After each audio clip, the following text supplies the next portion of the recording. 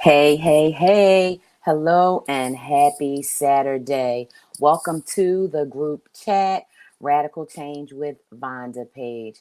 I am your host, and today is Saturday, November 6th. And for those of you who may be joining for the first time, who may be listening for the first time, the group chat is where we come together to share our experiences about working while Black and specifically on radical change. What we've been talking about and what we've been discussing are, things that need to happen, things that are happening, things that have happened, and I've been talking to guests and friends and colleagues who are trying to drive radical change. Now, for those of you who may not be familiar with me, my name is Vonda Page, and I have more than 30 years of IT experience. I started my career in 10th grade in the tech industry. My actual first job was to implement a fax machine and the associated business processes. And that really got me hooked on IT. And hooked in the tech field. And I've been working in that field ever since in different industries. And the thing that I have learned and the thing that I have uncovered is that there is a lot of change that needs to happen and a lot of things that need to take place in order to really drive all of this equity and inclusion that we've been talking about for years, basically. And, as a Black woman in technology, I have had that experience of basically being the only woman, or definitely only Black woman in the room most of my career. And even in scenarios where there were other women, we did not, unfortunately, have a lot of interaction always at the same time. And so, what that has done for me is it's helped me to really think about uh, these issues, right? And have a perspective of being inside, right, within the tech industry as an outsider at the same time.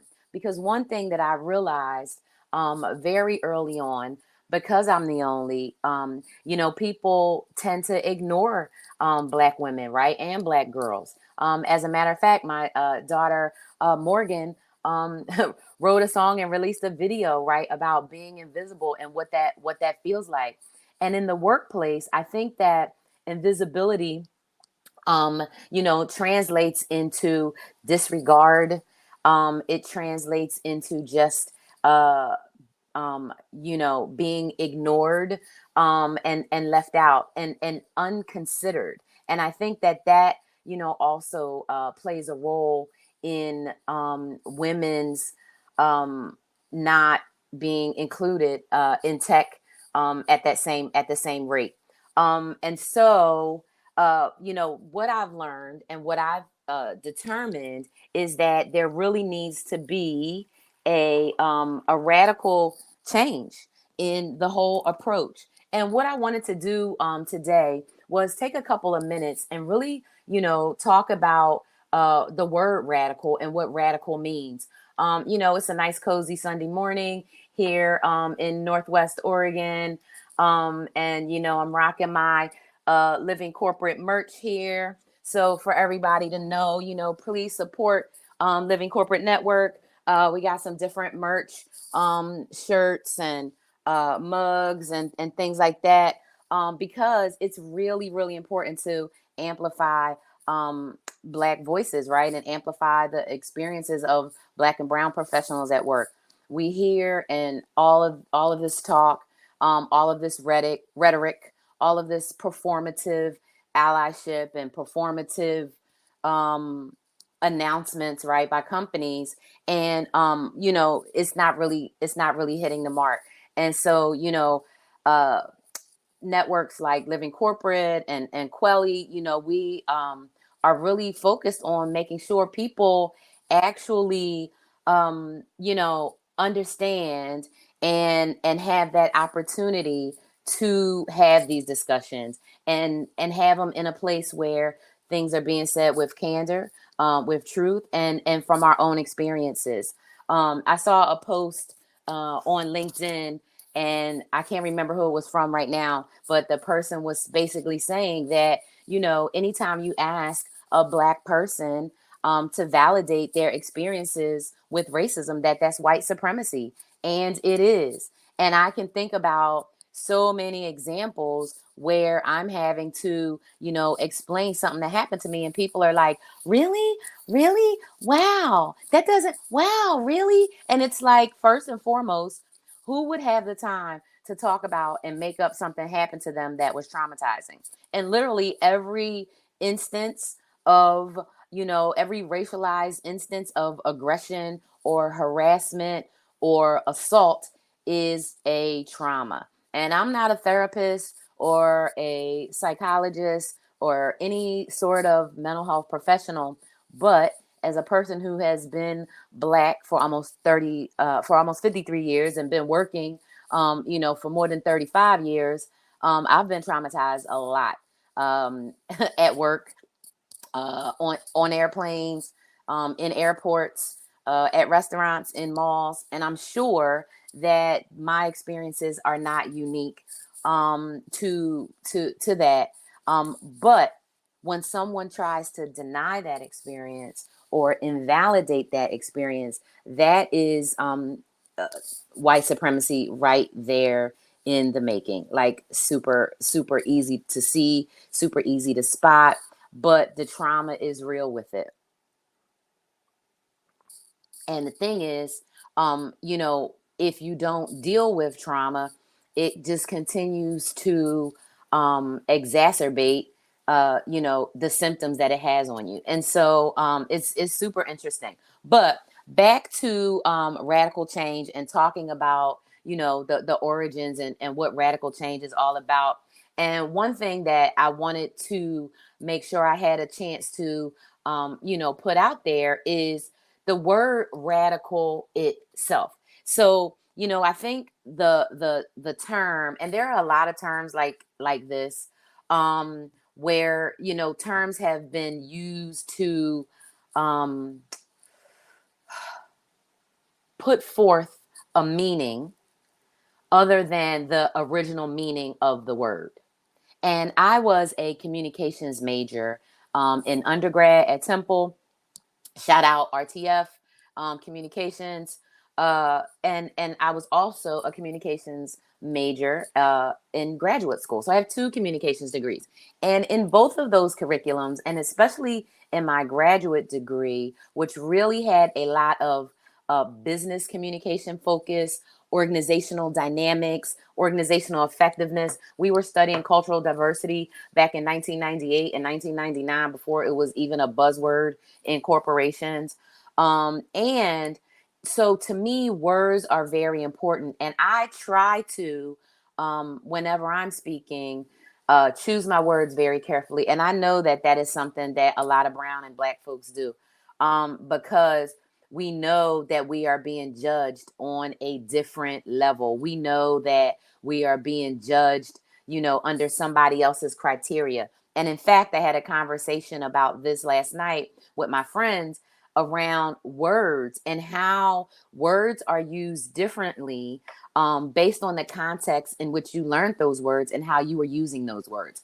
So, radical, the idea of radical, and where that word, the word of radical, it really emphasizes getting to the root of a matter. And I think that the reason the word radical and getting to the root of a matter is so hard for people is because when you are talking about getting to the root of a matter, you really have to do some self examination.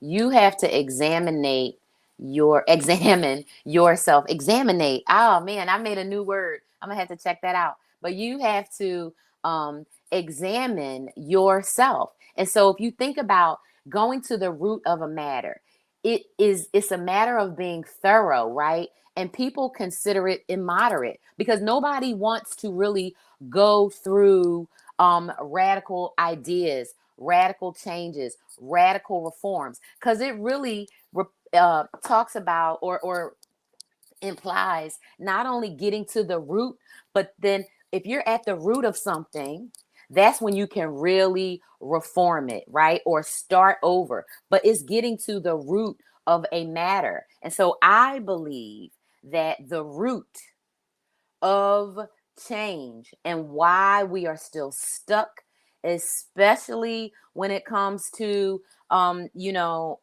technology, when it comes to real inclusion, and why we are so far away from equity and even further away from justice and further away from reparations, is because people do not want to look at the root of the problems. Now, I have, before I joined Living Corporate Network officially in August, I've been a fan, I don't know, for a long time, at least 2 years before that. And, you know, every conversation has always been so illuminating, so enlightening from the standpoint that it made me recognize and realize that I am not alone, that my experience in the workplace, being a Black woman, I'm not the only Black person going through it. I'm not the only brown, you know, person that's in the diaspora or that's Black, brown, or Asian, basically any non-white person. We are all going through challenges, and the root of it, we know in this country, right, is capitalism, and that is forwarded through white supremacy, and we know that. And so the thing, though, is what I'm finding and learning is those of us who, you know, are historically underrepresented, historically oppressed, historically marginalized, historically left out, historically, you know, for those of us, right? We know and we've seen the problem. We've been talking about the problem. I think often about the fact that I am a big you know, 60s or 70s and 80s, but 70s music fan, because in the 70s and the 80s and 90s, and the rappers still do it and a lot of people still do it, but people were speaking out about what are the problems where we are right now today, right? I mean, Stevie Wonder, Gil Scott, I mean, like everybody in the culture, right, has been speaking out, has been yelling, has been singing, creating art, protesting, marching, and trying to get their voices heard, trying to get this out for years, right? I mean, and for the entire existence of this country, right? From the time, you know, the colonizers came and decided, we want to take this for ourselves. Oh, but we don't really have the means to do the labor to build it up. Let's, you know, get a plan together. From those early beginnings, right? We've understood and we know what those roots are, right? That is the root. And so the word radical itself, like a lot of our language, right? It comes from the Latin, and the adjective is radicalis, right? Having roots or rooted. And that word, this word radical, occurred around 400 AD. Okay. And it's also a derivative, right, from this other word, radic, root, and it could be the root of a plant, a tooth, a hair, root of a family, etymological roots, right?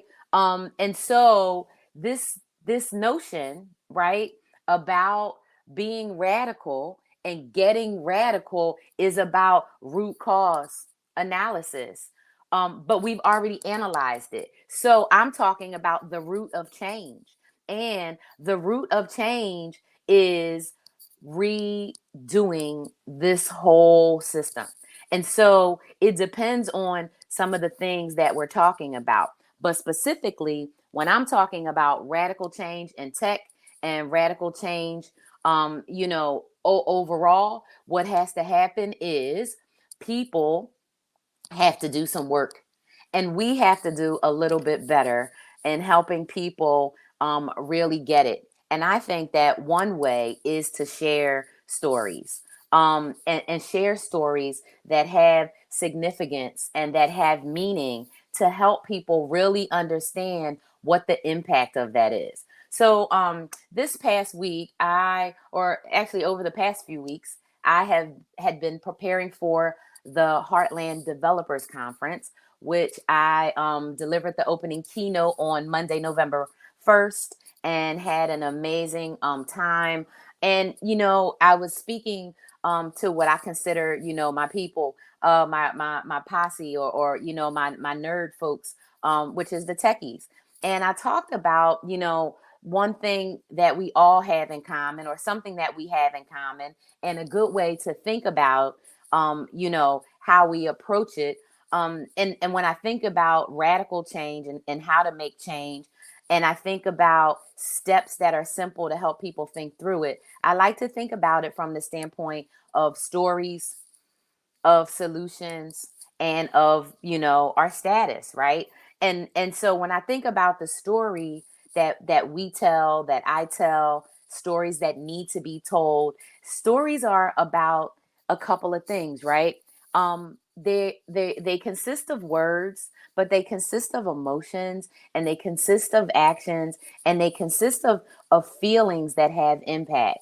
And I want to encourage everyone, um and myself included, right, is to not let other people shape your story, that you have to shape your own story.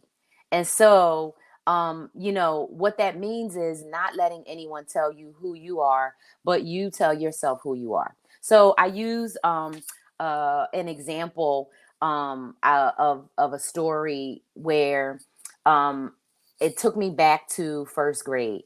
And my first grade teacher, Mrs. Harris, I mean, obviously, she had a big impression on me, because I still remember this, you know, uh, 40 something years later, 47 years later, since I've been in first grade.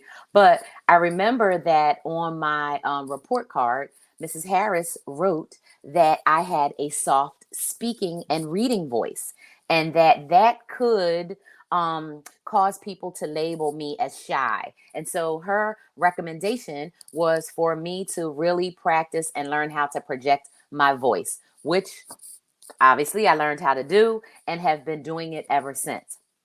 But the key to that is Mrs. Harris told me that the story that could be told by other people would be that I'm shy, right?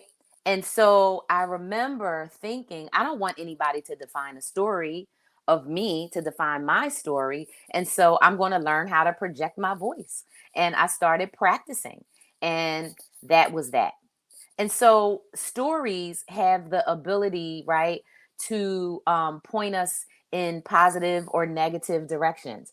If I would have taken on a story, let's say, of my home, which was an abusive home, then I might have taken on the story that, I'm not a good person, that I'm not worthy of love, that I'm not worthy of being treated, kindly and with care. I could have told myself that story, but instead, I told myself the story of, these people are nuts.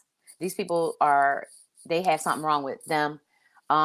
Because why are they doing this and treating me like that? And so I didn't let the story turn out the way I didn't let the story turn out for bad, right? And how we say, those of us who grew up in the Baptist church, Christian church, what the devil meant for evil, God turned it around for good, right? And so I think about that when it comes to my story.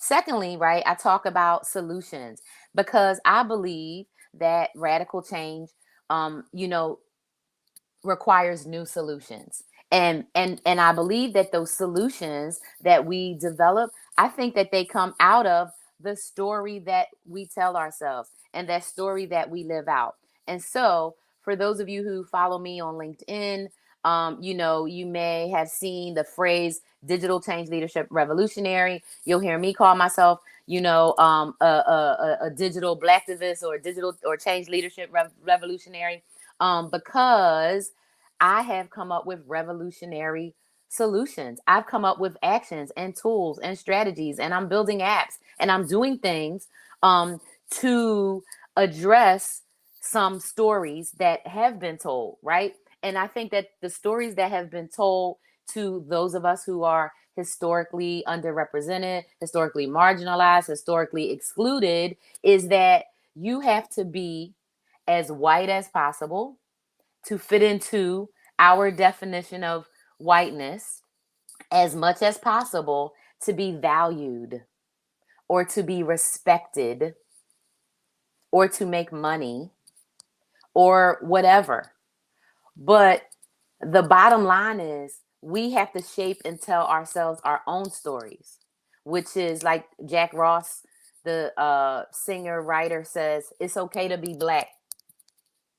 And although everything around us, although every system, every structure, every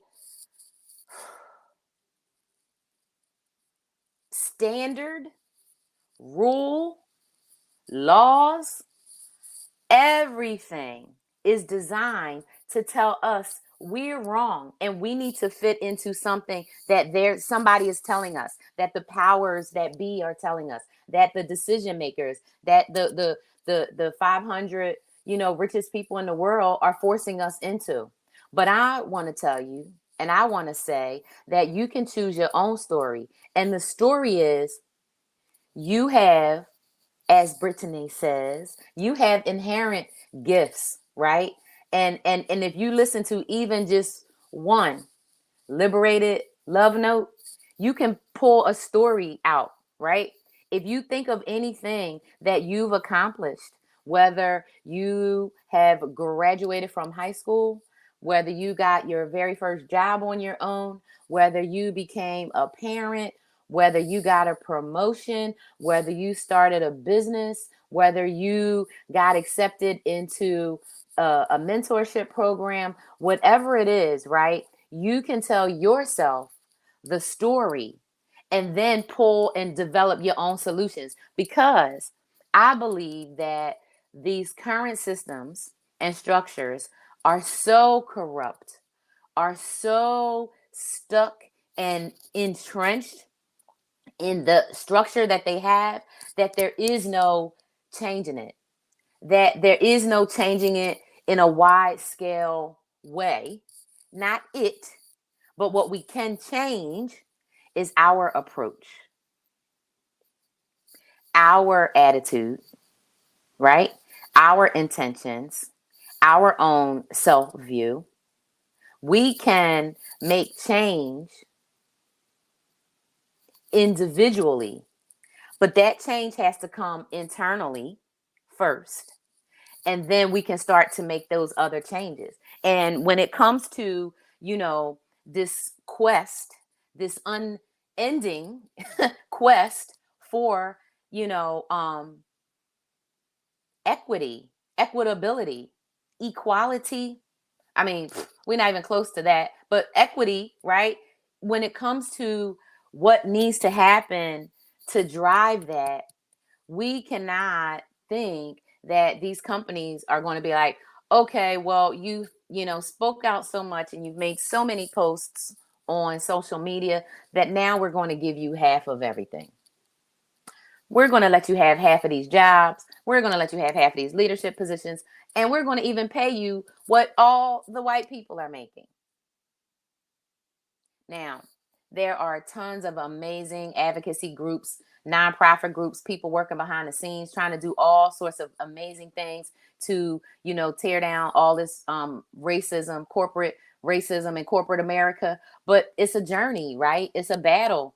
It's a war, and it's going to be a long time coming. But in the meantime, right, we don't have to keep on trying to fight their systems. We can be in erecting our own systems, right? We can really be doing our own things. Now, I'm not saying we can just walk away from capitalism and be like, okay, forget all these big companies, because we know that the systems are not set up to make that happen. But we all, everyone listening to me, anybody watching the replay, have the opportunity and the ability to make choices around, what we're going to do and how we're going to do it.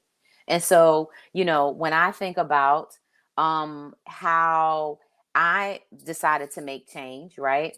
I knew that I could not, I've worked in several big corporations, and there's an old expression from back in the day: you can't fight City Hall, right?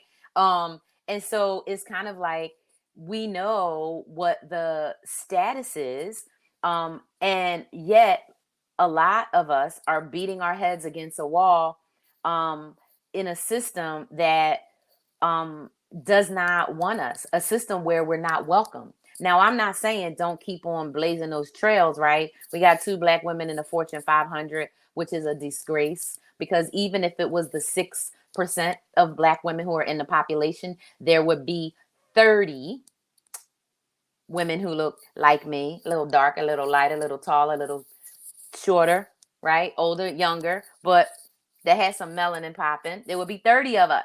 Even if it was some super, super light skinned ones, there still would be 30 of us. There's two. Um, and I think if I remember, there I think they're not even I think there's even less than 40 women altogether.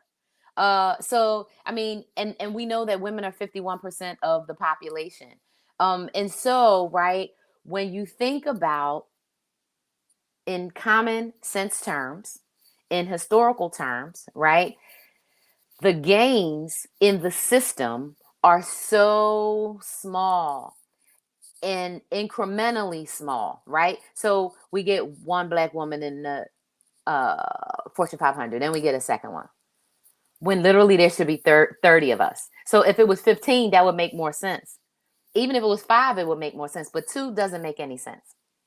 We know that women, as a general category, the new statistics came out a couple weeks ago, and I had talked about them with CEO of Reboot Representation, Dwana Franklin. We know that women now are getting not 3% of VC money, but only 2% of VC startup money.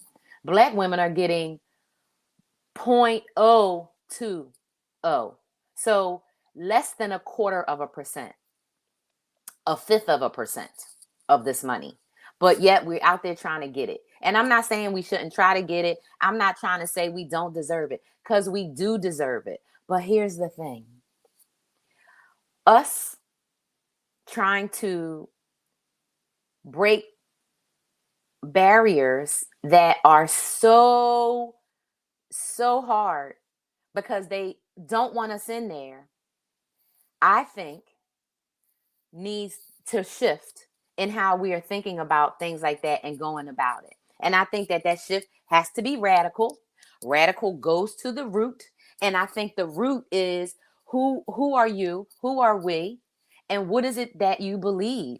And what is important? Now, to me, right, I can see, and maybe it's because I'm almost 53, but I can see a long road ahead of things not changing as quickly as they need to, and the detriment of that.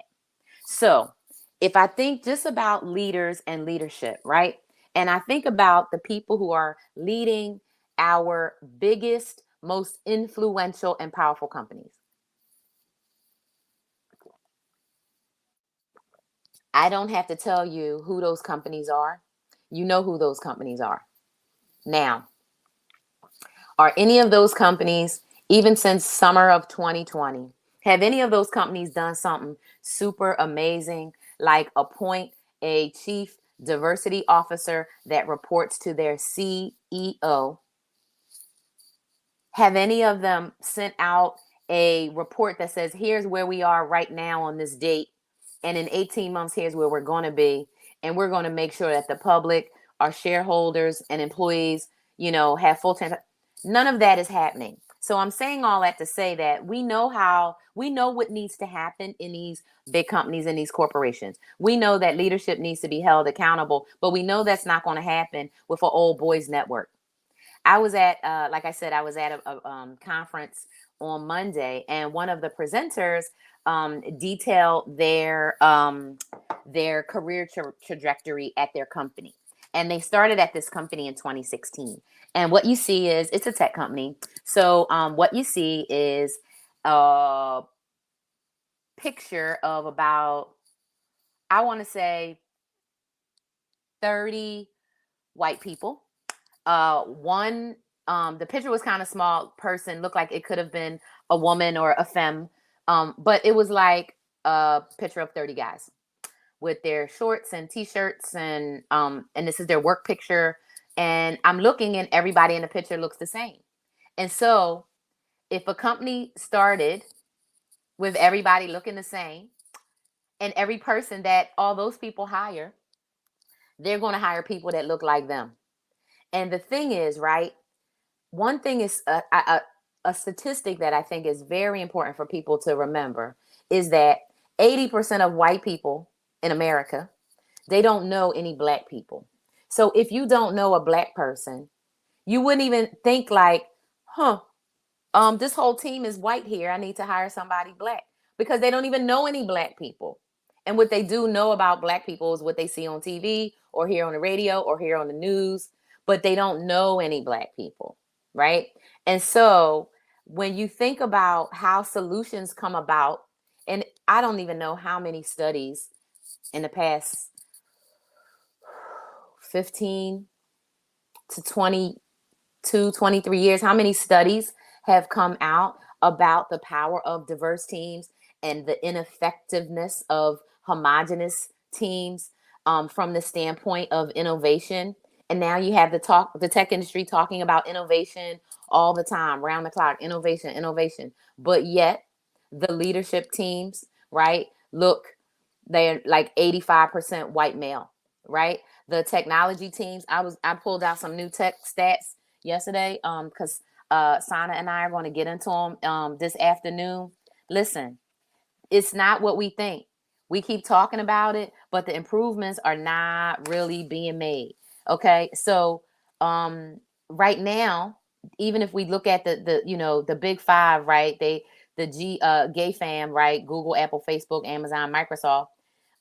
Just talking about women alone, Google has 23%, Apple 23, Facebook 23, Amazon didn't report, and Microsoft 20.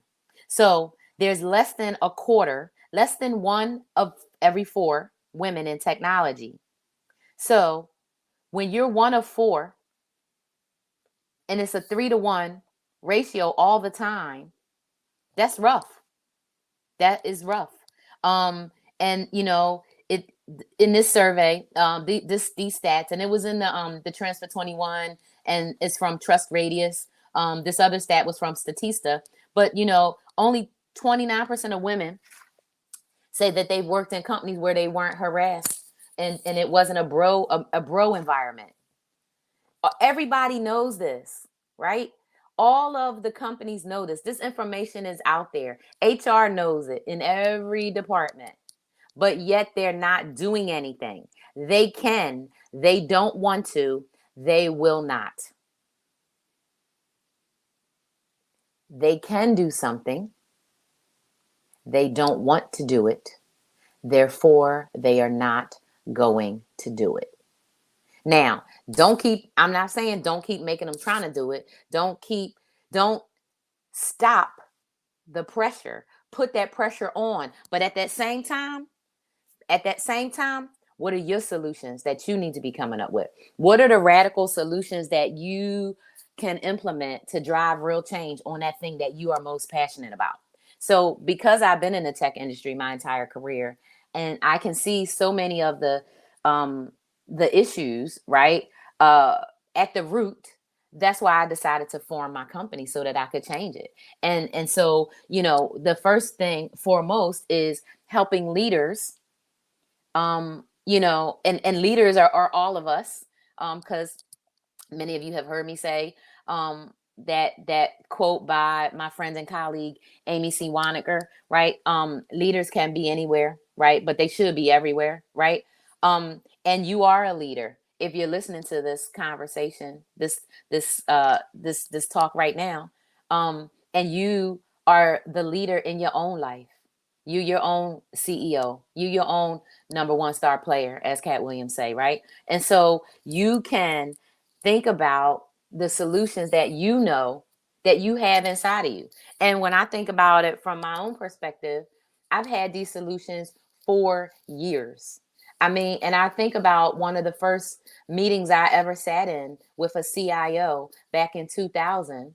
And I sat in this meeting and I'm listening, and I was the business analyst slash change, organizational change manager slash trainer, because black woman, we always got to have 4 and 5 jobs on every project. They can't just give us one job, like the mediocre white dude, right? We have to have a lot of jobs because we have to be capable, because we are capable.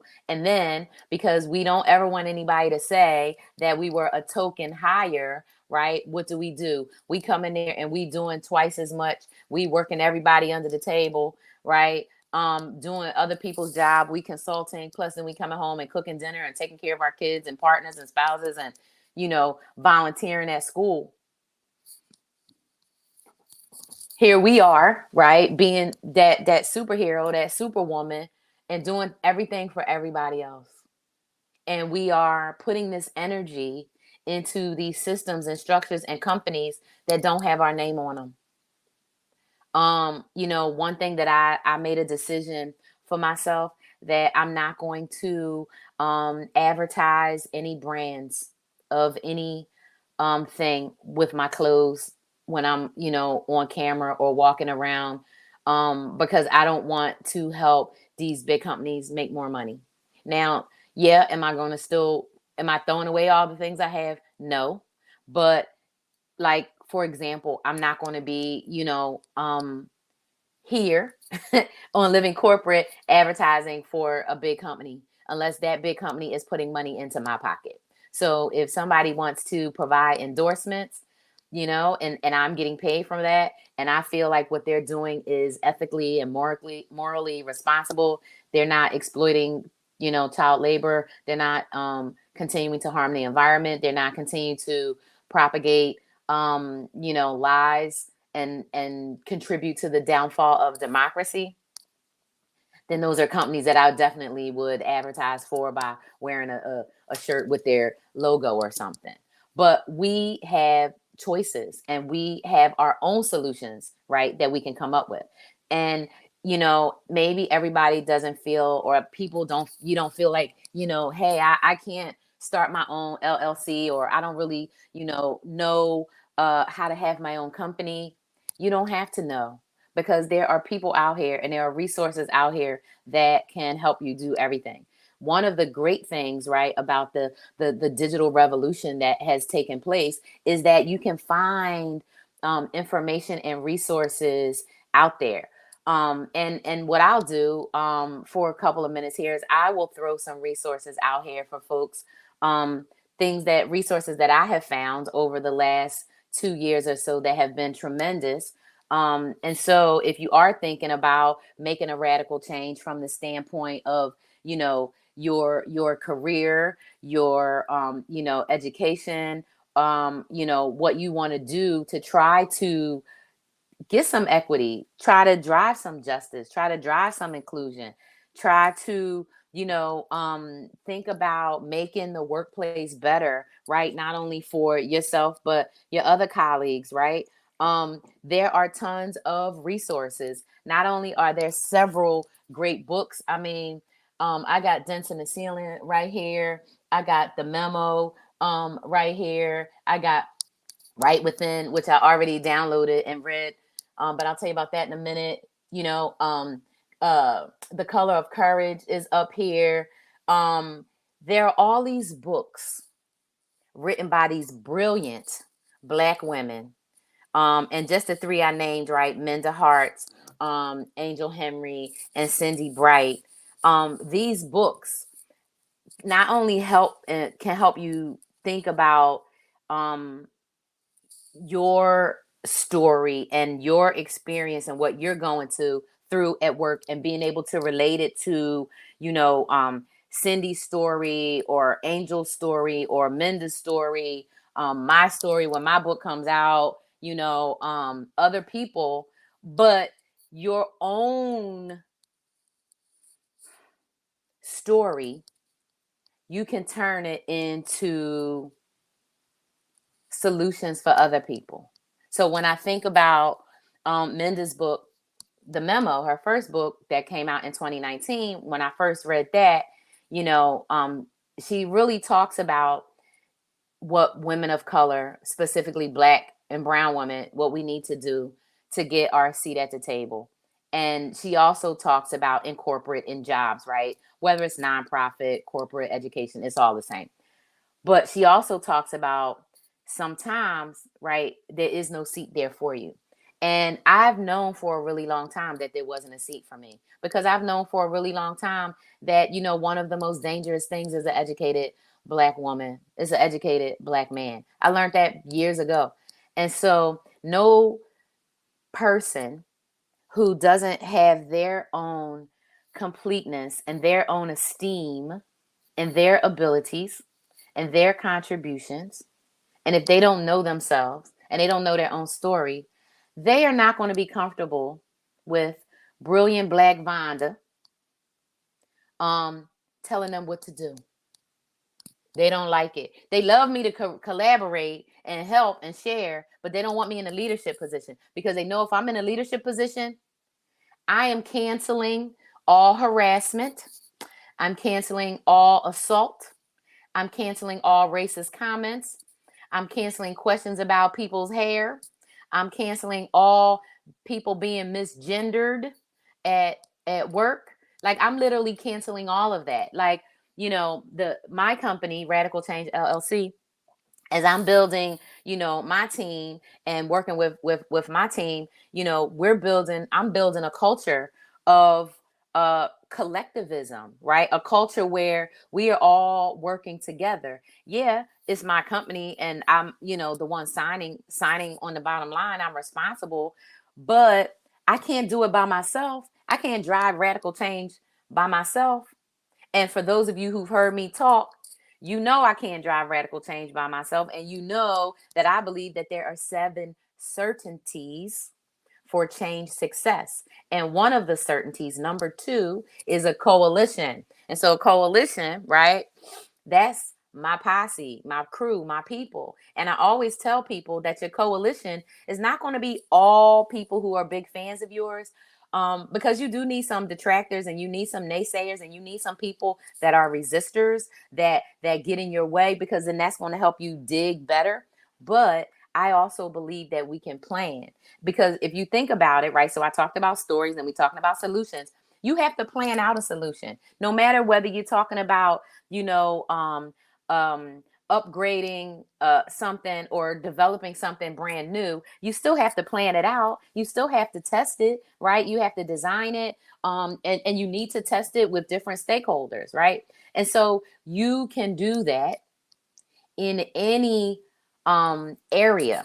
So whether you're talking about career, whether you're talking about education, whether you're talking about entrepreneurship or gigship or solopreneurship, whether you're talking about spinning up a nonprofit or doing something that's going to drive a change, I challenge you to go to the root of it, to think about the root of it. So even if you think about yourself, because I think about change as a whole universal thing. I don't think about it in buckets. And so for me, when I was even coming up with the name of my company, and I knew that I was going to call my company Radical Change years ago, and I kept searching for that domain all the time, and could never find it. And I was like, oh. So then I guess it was like 2 years ago, and I said, well, you know what? I'm just going to put the LLC on there. That way I can have the domain.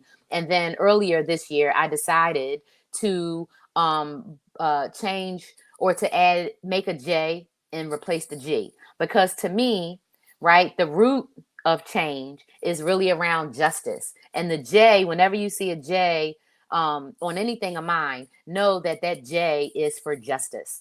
And justice, spelled both ways to me, Justice, justice, and then also just us, Justus, because it's only us. Nobody is coming to save us.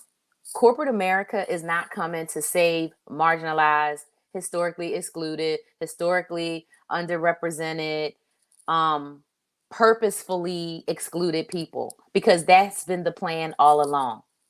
So, what are the other solutions that you have already that you haven't even decided to put them out there yet? When I ask that question, I think about Brian J. Olds, who is the founder of Black Speakers Network. I know Amy interviewed Brian on See It to Be It. You need to totally check that out. But Brian has a tagline or motto for Black Speakers Network, for the Black speakers. And he says, "Speak up, your audience awaits." And so, if you think about audiences, and even for you listening to me right now, there is an audience for everything. And if you think about the audience for all of the nonsense that's happening, I don't know if those of you who watch political news, if you saw or heard or read um, a couple of days ago, a couple of hundred people met in Dallas, Texas. And I was going to send this to my friends in Texas, but they met in Dallas, Texas, because they thought that JFK and JFK Jr. were going to say that um, Joe Biden is not the president. And it's like, it was like 200, it was more than 200 people gathered with these signs, right? Followers of the previous orange president, those people. And they really thought, and so when I say that there's an audience for everything, there's an audience for everything. And I bet that if you're listening to me, you have something to say. I bet that if you listen to Living Corporate, and if you're anything like how I was, you would be like, uh-huh, yeah, I know, da da da da da. That's how I would be every episode. No matter who I'm listening to. It doesn't matter whether it's, the access room, the break room, access point, liberated love notes. If I'm listening to Zach, I'm always like, yeah, and agreeing, because we need to tell our stories. We need to develop those own solutions, and we need to do it our way. So the status, the style, the swag, whatever you want to call it, is the way that you can do it. And so I think that we can abandon listening and worrying about what other people are trying to tell us to do. And when I say other people, I'm not talking about people who are in our lives, who are our fans and our coaches and cheerleaders helping us out. I'm talking about those messages that we're getting from the media telling you this isn't good enough, that isn't good enough, and you have to be and do that. What I'm telling you is that you have a story that you can tell yourself and the world. You have solutions that you already know, but you need to figure out how you want to put them out into the world.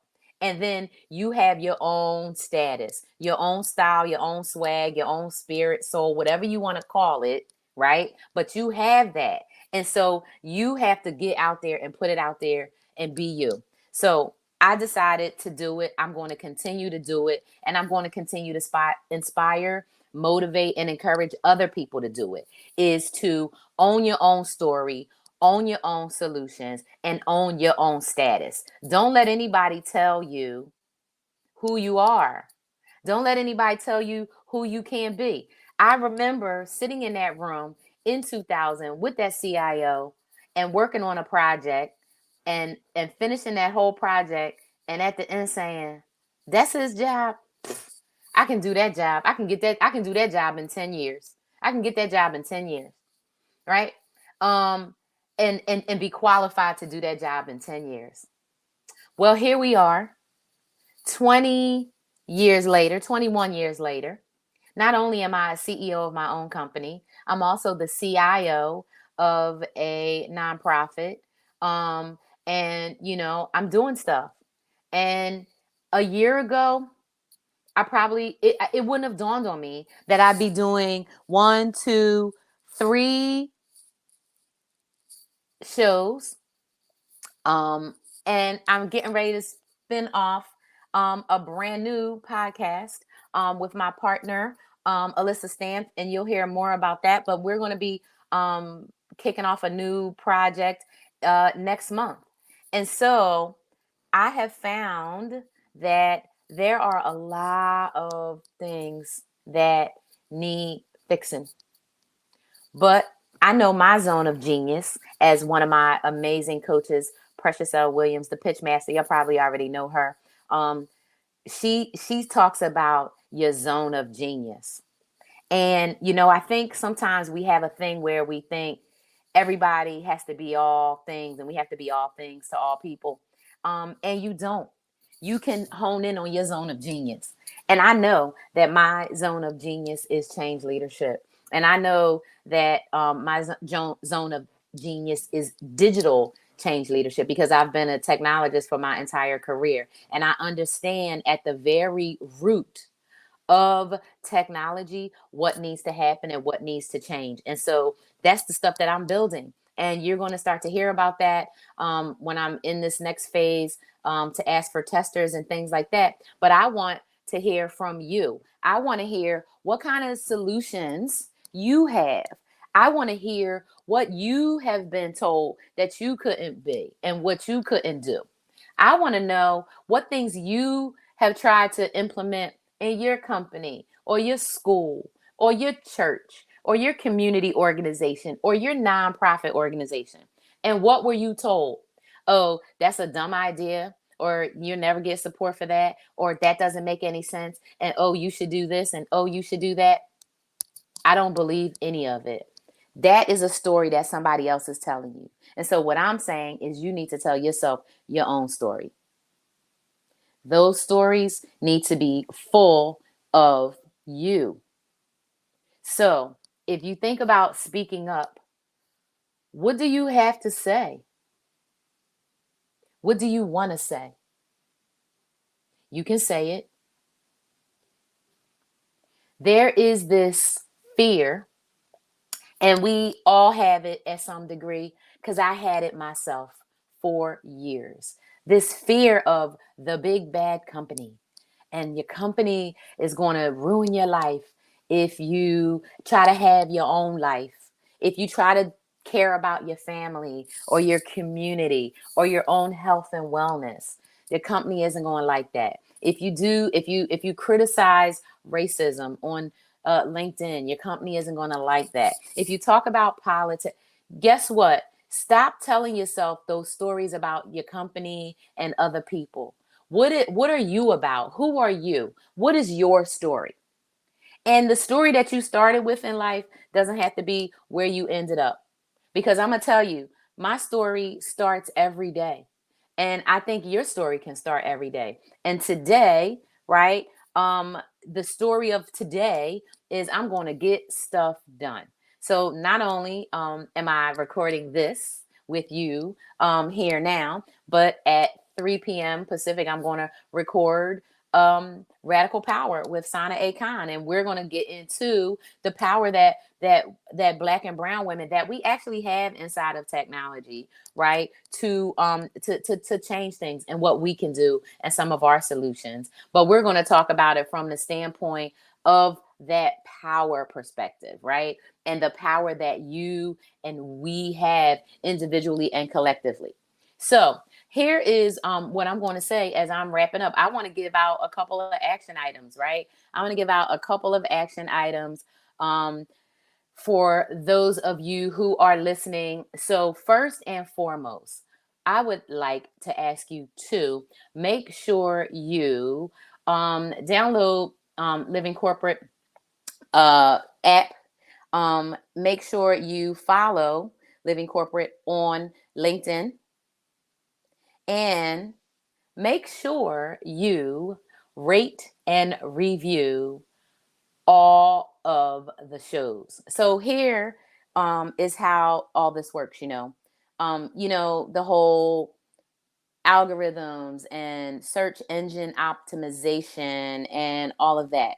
Well, in order for Living Corporate to get more listeners and more exposure, we need more reviews. So that means you need to go on to not only my show, but also to the break room, access point, liberated love notes. Um, uh, oh, I can't think of Tristan's um, site right now. But and see it to be it, and like and share these posts. So see, liking is one thing, right? But you need to share so that other people can like. And you also need to make a comment and reply. So, what I'm going to challenge everyone to do is this week, when you see a post from Living Corporate, put a comment on that. Add a little comment like, yeah, even if the comment is an emoji, right? So like, comment, and share. When it comes to podcasts, download, review, share, and rate and comment. So for the group chat, I'm trying to get 100 ratings by the end of the year. I'm gonna just be straight up. I think I got about 18, maybe it's a little more by now, but rate these shows, right? So that other people can hear them and listen to them. If you're getting stuff out of it, if you think it's a valuable use of your time, other people will too. So that's all I got for you this week. I am going to be here for the next 5 Saturdays. I'm going to be taking off after from December 19th through January 9th, I think, is my time off that I'm taking. But I'm going to be here on Saturdays at 8 a.m. Pacific, 10 a.m. Central, 11 a.m. Eastern Time, talking about how to drive and create radical change. I'm going to be talking about stories, solutions, and status. I'm going to be talking about building up coalitions and what people are doing to drive change. And I want you to join me. But if you can't, that's okay. You can check out the podcast adaptation of the group chat, Radical Change with Vonda page, whenever you get a chance. So right now there are 5 episodes up.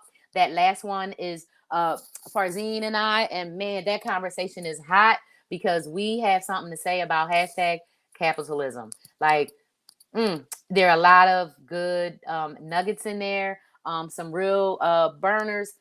So make sure you check that out. So once again, I am Vonda Page. Thank you so much for hanging out with me on the group chat, Radical Change with Vonda Page. And I will see you again soon.